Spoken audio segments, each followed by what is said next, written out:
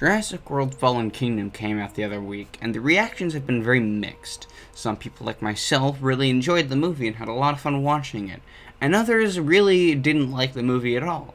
In fact, the best way I can describe this split is by saying it's basically how the Star Wars community felt after watching The Last Jedi.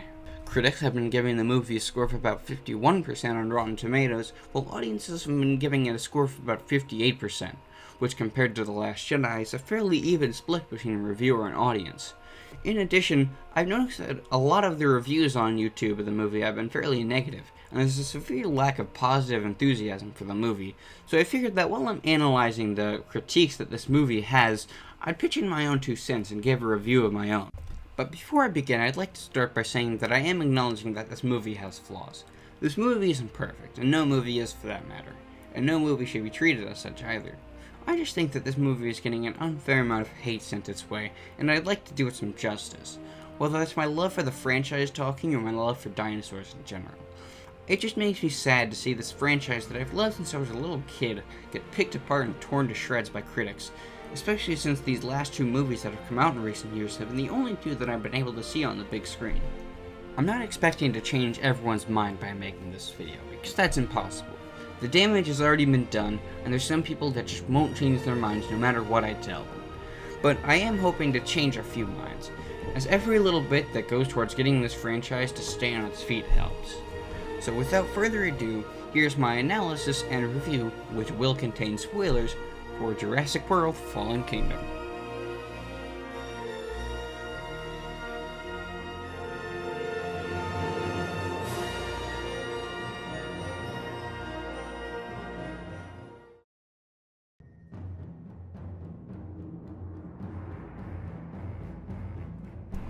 Before I talk about what I think the movie did well and why it wasn't a bad movie, I think I first need to get my criticisms out of the way.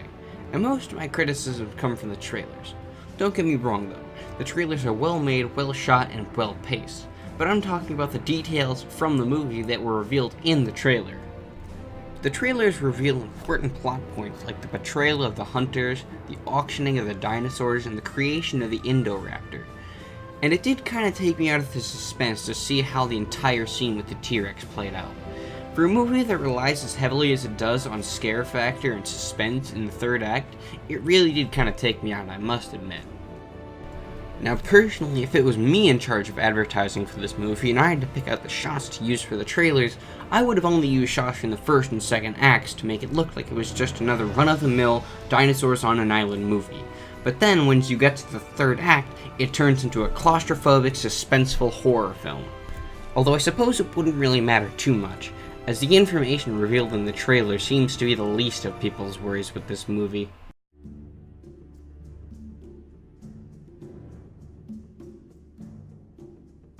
The plot is where most people have problems with the movie, although personally I think it's a good plot, just a little rushed to get to the 3rd act.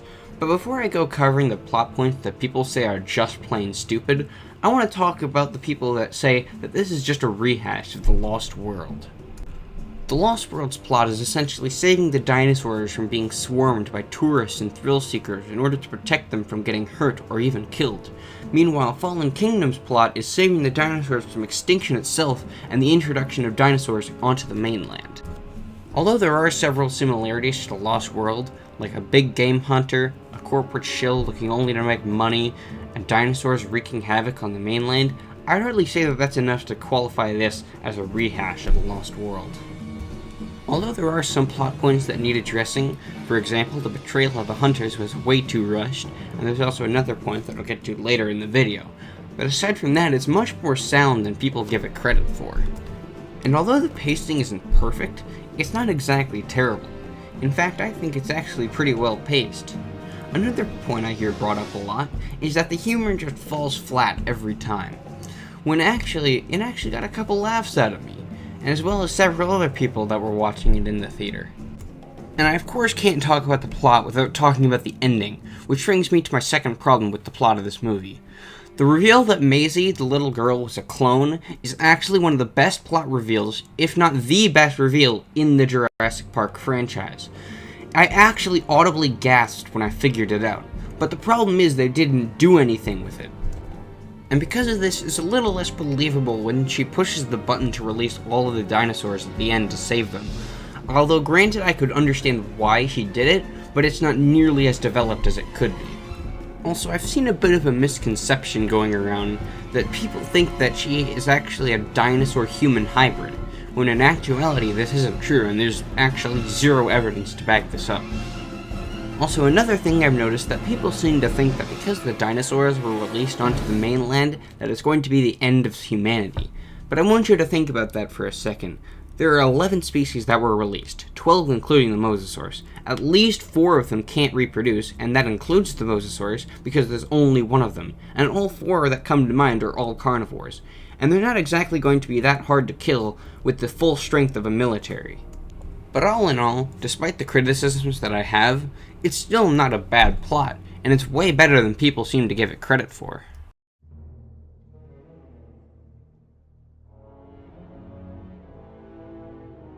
If the plot is people's biggest problem with this movie, then the characters are easily their second biggest. Before I talk about the main characters, I'm going to talk about the new characters that were introduced in this movie. I'm going to start off with the 2 new side characters. People are saying that they're just cliche comic relief characters, which I guess is kinda true, but they still made me laugh and several other people in the theater, so I guess they're doing their jobs then. Another character people seem to have a problem with is Benjamin Lockwood. More specifically, his lack of being mentioned in any of the other movies for such an important character. But this isn't the first time something similar to this has happened in the Jurassic Park franchise. For example, in The Lost World, Site B was never mentioned up until that movie. Although I suppose it is 2 different circumstances, considering one is an island and the other is Hammond's business partner, but I digress. And then there's the 2 human antagonists. People accuse them of being the stereotypical guy that wants money, but I want you to think about this for a second. In this day and age, if dinosaurs came back to life and were once again on the brink of extinction, there's very few people who wouldn't exploit them for profit. And then that leaves us with our 2 main protagonists, Owen and Claire. People accuse them of having little to no character growth, which truthfully, I can't really see that much growth in Owen, but I definitely can see some in Claire. If this was the same Claire at the beginning of the movie as it was in the end of the movie, then she would have pressed the button to free the dinosaurs in a heartbeat. But instead, she doesn't. She decides not to press the button to free the dinosaurs, which just shows how much she's evolved as a character throughout the movie. So all in all, I'd say that the characters in this movie are not nearly as bad as people are making them out to be.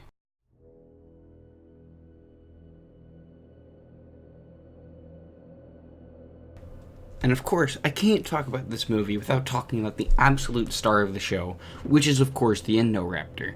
And I have but one complaint, and that's that it doesn't appear in this movie enough. It looks amazing, it sounds amazing, the way it moves is amazing, everything about it is amazing, but probably the thing I like about it the most is the soundtrack that comes along with it.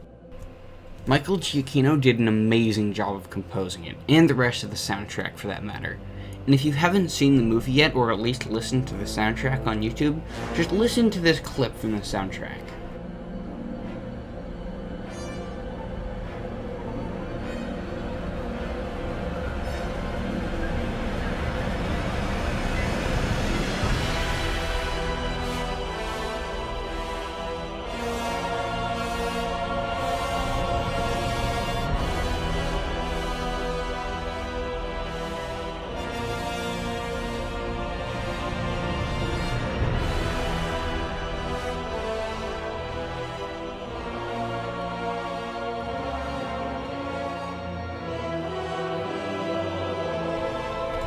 I'm gonna be honest, when I first heard that when I was watching it in the theater, I was actually blown away by how amazing it sounded.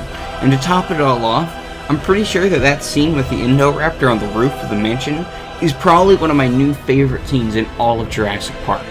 People are calling the Indoraptor boring and repetitive because it's just another hybrid, but really I can't see where they're coming from at all.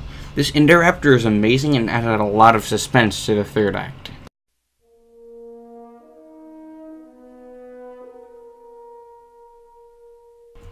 Before I go, I want to recommend you guys to Clayton Theory's review of Fallen Kingdom, as it's about 100 times better review than I could ever make. I'll leave the link in the description if you're interested. And on top of that, I want to thank you guys so much for watching. It really does mean a lot to me that you took the time to watch this video, especially since this is probably the most time and effort I've put into any video on my channel.